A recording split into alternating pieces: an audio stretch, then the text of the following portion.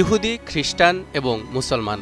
ইহুদি জাতির পথ প্রদর্শনের জন্য হজরত মুসা আলাইহিসসালামের উপর তাওরাত, খ্রিস্টানদের জন্য হজরত ঈসা আলাইহিসসালামের উপর ইনজিল এবং মুসলমানদের জন্য শেষ নবী হজরত মুহাম্মদ সাল্লাল্লাহু আলাইহি ওয়াসাল্লামের উপর কুরআন নাজিল করেছেন মহান আল্লাহ রব্বুল আলামিন। এজন্য এই তিন ধর্মের অনুসারীদেরকেই কুরআনের ভাষায় বলা হয় আহলে কিতাব। যদিও বর্তমানে ইহুদি ও খ্রিস্টানরা তাদের মূল ধর্মগ্রন্থ থেকে যোজন যোজন দূরে সরে গেছে, এমনকি তারা নিজেদের সুবিধামতো তাদের ধর্মগ্রন্থে আমূল পরিবর্তনও নিয়ে এসেছে। আহলে কিতাব হবার কারণে এই তিন ধর্মের মধ্যে মূল্যবোধ, আদর্শ ও নীতিমালার দিক থেকে কিছুটা মিল থাকবে, এটাই স্বাভাবিক। বিশেষ করে ইহুদিদের সাথে মুসলিমদের অনেক মিল রয়েছে। ইসলাম ইহুদি জাতির ইতিহাসকে নিজেদের ইতিহাসের অংশ হিসেবে অন্তর্ভুক্ত করেছে। বনি ইসরায়েলকে ইসলামে একটি গুরুত্বপূর্ণ ধর্মীয় ধারণা হিসেবে গণ্য করা হয়। ইহুদি ধর্মের সবচেয়ে গুরুত্বপূর্ণ নবী মোজেস বা মুসা আলাইহিসসালামকে ইসলামেও একজন গুরুত্বপূর্ণ নবী ও বার্তাবাহক হিসেবে সম্মান করা হয়েছে। কোরআনুল কারিমে হজরত মুসা আলাইহিসসালামের আলোচনা অন্য যে কোনো ব্যক্তির চেয়ে বেশিবার এসেছে এবং অন্য যে কোনো নবীর তুলনায় তার জীবন সম্পর্কে বিস্তৃত বর্ণনা রয়েছে। কোরআনে বনি ইসরায়েল ও ইহুদিদের কথা প্রত্যক্ষ ও পরোক্ষভাবে উল্লেখ রয়েছে প্রায় 50টি স্থানে এবং তাদের সম্পর্কে হাদিস রয়েছে অসংখ্য। কিন্তু এত কিছুর পরেও এই ইহুদি জাতিকে মহান আল্লাহ তাআলা কেন মুসলমানদের চিরশত্রু হিসেবে ঘোষণা দিয়েছেন বলতে পারেন? কেন ইহুদিরা রাসূলুল্লাহ সাল্লাল্লাহু আলাইহি ওয়াসাল্লাম ও মুসলমানদের সাথে বারবার বিশ্বাসঘাতকতা করেছে? ইহুদিবাদী রাষ্ট্র ইসরায়েল কেন মুসলিম দেশগুলোর জন্য গলার কাটা হয়ে দাঁড়িয়েছে? কী কারণে বেনিয়ামিন নেতানিয়াহুরা মুসলিম নিধন মিশনে নেমেছে? দর্শক, আজ এই অজানা প্রশ্নগুলোর উত্তর খোঁজার চেষ্টা করব কোরআন, হাদিস এবং ইতিহাসের পাতায় চোখ বুলিয়ে। ভিডিওর শেষ পর্যন্ত আমাদের সঙ্গেই থাকুন। দর্শক, প্রথমেই আপনাদের সামনে তুলে ধরতে চাই ইহুদি জাতির ইতিহাস। ইহুদি জাতি পৃথিবীর প্রাচীনতম জাতি। আল্লাহ তাআলা হজরত নূহ আলাইহিসসালামের মহাপ্লাবনের পর হজরত ইব্রাহিম আলাইহিসসালামকে সর্বপ্রথম সারা বিশ্বে ইসলামের দাওয়াত পৌঁছানোর জন্য নির্বাচন করেছিলেন। এই ইব্রাহিম আলাইহিসসালামের দুই সন্তান থেকেই পৃথিবীর ঐতিহাসিক দুটি জাতির সৃষ্টি হয়। হজরত ইসহাক আলাইহিসসালাম থেকে সৃষ্ট হয় বনি ইসরায়েল তথা ইহুদি জাতি। অন্যদিকে হজরত ইসমাইল আলাইহিসসালাম থেকে সৃষ্ট হয় হজরত মুহাম্মদ সাল্লাল্লাহু আলাইহি ওয়াসাল্লাম এবং মুসলিম জাতি। হজরত ইসহাক আলাইহিসসালামের ছেলের নাম ছিল ইয়াকুব আলাইহিসসালাম। হিব্রু ভাষায় তার উপাধি ছিল ইসরাইল, যার অর্থ আল্লাহর বান্দা। এ কারণে তার সন্তানদেরকে বলা হয় বনি ইসরাইল বা ইসরাইলের সন্তান। পরবর্তীতে এরাই ইহুদি জাতি নামে পরিচিতি পায়। এ জাতির হেদায়েতের জন্য আল্লাহ তাআলা হজরত মুসা আলাইহিসসালামকে তাওরাত দিয়ে পাঠিয়েছিলেন। অথচ অবাক করার মতো বিষয় হল, ইহুদি নামটি মুসা আলাইহিসসালামের মৃত্যুর অনেক পর এসেছিল। কাজেই একথা কোনোভাবেই বলার সুযোগ নেই যে ইহুদি ধর্ম হজরত ইব্রাহিম বা মুসা আলাইহিসসালামের প্রবর্তিত, কারণ তারা দুজন সহ সকল নবী ইসলামের অনুসারী ছিলেন। ইব্রাহিম আলাইহিসসালাম সম্পর্কে আল্লাহ তাআলা বলেন, মা কানা ইব্রাহিমু ইয়াহুদিয়্যান ওয়ালা নাসরানিয়্যান ওয়ালাকিন কানা হানিফাম মুসলিমা ওয়া মা কানা মিনাল মুশরিকিন। ইব্রাহিম ইহুদিও ছিলেন না, নাসারাও ছিলেন না, বরং তিনি ছিলেন একনিষ্ঠ মুসলিম, আর তিনি মুশরিকদেরও অন্তর্ভুক্ত ছিলেন না। তেমনিভাবে হজরত মুসা আলাইহিসসালাম সম্পর্কে আল্লাহ বলেন, وقال موسى يا قوم إن كنتم آمنتم بالله فعليه توكلوا إن كنتم মুসলিমিন। মুসা বলল, হে আমার কওম, তোমরা যদি আল্লাহর প্রতি ঈমান এনে থাকো তাহলে কেবলমাত্র তারই উপর ভরসা করো, যদি তোমরা মুসলিম হয়ে থাকো। কাজেই একসময় মুসলমানদের মতো ইহুদিরাও তাওহীদপন্থী ও এক আল্লাহতে বিশ্বাসী ছিল। কিন্তু তাওরাত ধ্বংস হয়ে যাওয়ার পর হজরত উজাইর আলাইহিসসালাম তা লোকদের কাছ থেকে শুনে শুনে পুনরায় লিপিবদ্ধ করায় ইহুদিরা তাকে আল্লাহর সন্তান বলে অভিহিত করে এবং শিরকে লিপ্ত হয়। এমনকি তাদের বিশ্বাস ইব্রাহিম আলাইহিসসালাম ইসমাইল আলাইহিসসালামকে নয় বরং ইসহাক আলাইহিসসালামকেই কুরবানি করার জন্য আদিষ্ট হয়েছিলেন। এদিকে অন্যান্য সকল আসমানি কিতাবের ন্যায় ইহুদিদের ধর্মগ্রন্থ তাওরাতেও শেষ নবী হজরত মুহাম্মদ সাল্লাল্লাহু আলাইহি ওয়াসাল্লামের আগমনের সুসংবাদ উল্লেখ ছিল। সে অনুযায়ী ইহুদিদের কর্তব্য ছিল হজরত মুহাম্মদ সাল্লাল্লাহু আলাইহি ওয়াসাল্লামের অনুসরণ করে মুসলিম হয়ে যাওয়া। কিন্তু তারা মুসলমান তো হয়নি, বরং ইসলাম ও শেষ নবীর বিরুদ্ধে হিংসা ও ক্রোধে জ্বলে পুড়ে মরতে থাকে।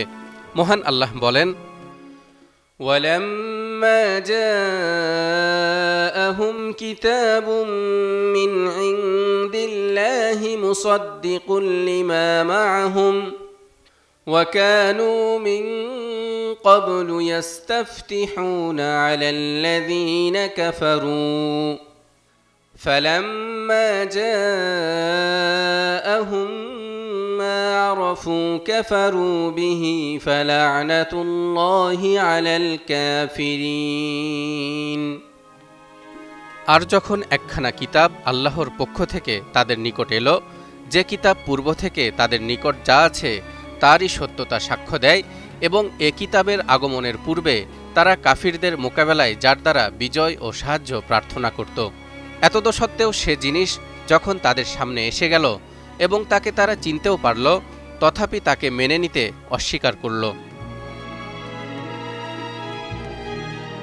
ইহুদিদের ধারণা ছিল তাদের কওম বনি ইসরাইলে শেষ নবীর আগমন ঘটবে, তাই তারা কিছুতেই মক্কার ইব্রাহিম আলাইহিসসালামের বংশের ইসমাইলি ধারার কুরাইশ বংশে আখিরি নবী হজরত মুহাম্মদ সাল্লাল্লাহু আলাইহি ওয়াসাল্লামের আগমন সহ্য করতে পারেনি।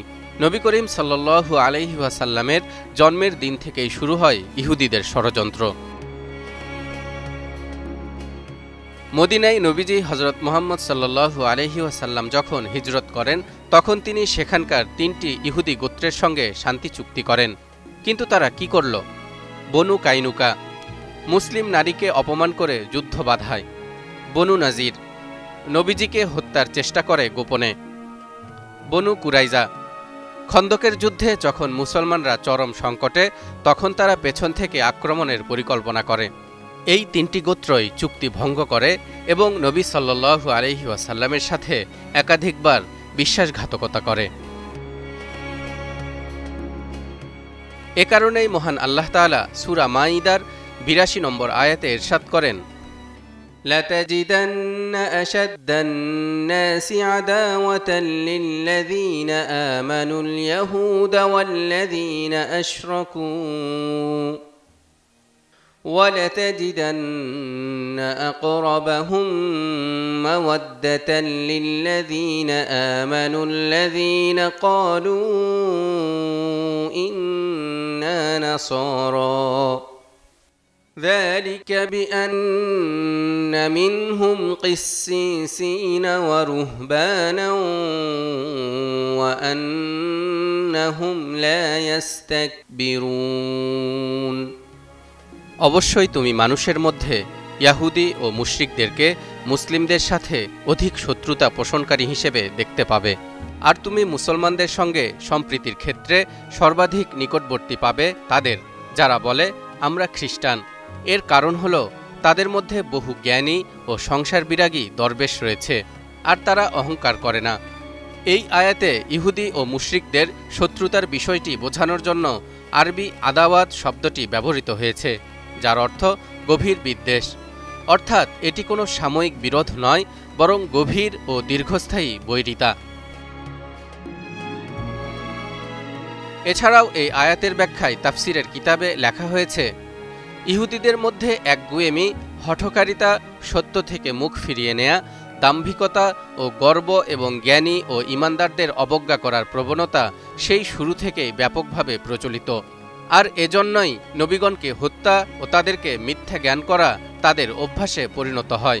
এমনকি কয়েকবার তারা মহানবী হজরত মুহাম্মদ সাল্লাল্লাহু আলাইহি ওয়াসাল্লামকে হত্যা করারও চক্রান্ত করে, তাকে জাদু করে এবং বিভিন্নভাবে ক্ষতি সাধন করার মতো জঘন্য অপচেষ্টা মৃত্যু পর্যন্ত জারি রাখে। অনুরূপ কুকীর্তি মুশরিকদেরও। অন্যদিকে খ্রিস্টানদের মধ্যে এমন এক শ্রেণী রয়েছে যারা ইহুদিদের মতো হঠকারী ও দাম্ভিক নয়। তাদের মধ্যে কিছুটা হলেও নম্রতা, উদারতা ও ক্ষমাশীলতার মতো গুণগুলো বিদ্যমান।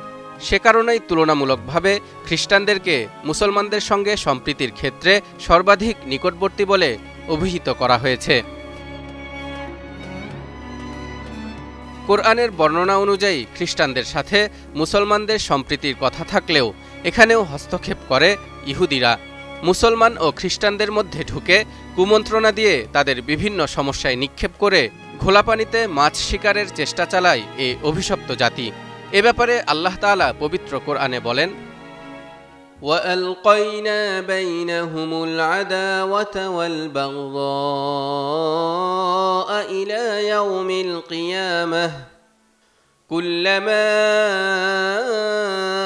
أَوْقَدُوا نَارًا لِلْحَرْبِ أَطْفَأَهَا اللَّهُ وَيَسْعَوْنَ فِي الْأَرْضِ فَسَادًا وَاللَّهُ لَا يُحِبُّ الْمُفْسِدِينَ। আমি তাদের পরস্পরের মধ্যে কিয়ামত পর্যন্ত শত্রুতা ও বিদ্বেষ সঞ্চারিত করে দিয়েছি। যখনই তারা যুদ্ধের আগুন জ্বালায়, আল্লাহ তা নিভিয়ে দেন এবং তারা জমিনে ফিতনা ফাসাদ ও গোলযোগ সৃষ্টির চেষ্টা চালায়। আল্লাহ বিশৃঙ্খলা সৃষ্টিকারীদের ভালোবাসেন না। যেই ইহুদিরা খ্রিস্টানদের নবী হজরত ঈসা আলাইহিস সালামকে হত্যার ষড়যন্ত্র করেছিল, এখন সেই ইহুদিদের সাথেই কাঁধে কাঁধ মিলিয়ে মুসলিম নিধনের ষড়যন্ত্রে নেমেছে খ্রিস্টানগণ। এ কারণেই মুসলমানদেরকে উভয় সম্প্রদায়ের সাথে বন্ধুত্ব স্থাপন করতে নিষেধ করা হয়েছে। এরশাদ হচ্ছে, يا أيها الذين آمنوا لا تتخذوا اليهود والنصارى أولياء بعضهم أولياء بعض ومن يتولهم منكم فإنه منهم إن الله لا يهدي القوم الظالمين। হে মুমিনগণ, তোমরা ইহুদি ও খ্রিস্টানদেরকে বন্ধু হিসেবে গ্রহণ করো না। তারা একে অপরের বন্ধু। তোমাদের মধ্যে যে তাদের সাথে বন্ধুত্ব করবে সে তাদেরই অন্তর্ভুক্ত। আল্লাহ জালিমদেরকে পথ প্রদর্শন করেন না। মূলত ইহুদি জাতির চরিত্রই হল ষড়যন্ত্র, অকৃতজ্ঞতা, দাম্ভিকতা ও বিশ্বাসঘাতকতা। তাদের বংশে অধিকাংশ নবীর আগমন, নবীর আওলাদ হওয়া, অজস্র ধন সম্পদের মালিক হওয়া, রাষ্ট্রীয় ক্ষমতা লাভ করা, আসমানি কিতাব তাওরাত প্রাপ্তি, আসমানি খাবার মান্না সালোয়া প্রাপ্তি, আল্লাহর পক্ষ থেকে এত এত নেয়ামত পাবার পরেও তারা সকল ব্যাপারেই অকৃতজ্ঞতার পরিচয় দিয়েছে। এ কারণেই তাদেরকে বলা হয়েছে অভিশপ্ত জাতি। অভিশপ্ত এ জাতির পতনের ব্যাপারে হাদিসে স্পষ্টভাবে বলা হয়েছে, কিয়ামত ততক্ষণ পর্যন্ত সংঘটিত হবে না যতক্ষণ পর্যন্ত মুসলমানরা ইহুদিদের বিরুদ্ধে যুদ্ধে জড়াবে এবং চূড়ান্ত জয়লাভ করবে। সেদিন গাছও বলবে, হে মুসলমান, আমার পেছনে একজন ইহুদি লুকিয়ে আছে, আসো এবং তাকে হত্যা করো। তালহা ইবনে রেজা, নিউজ 24।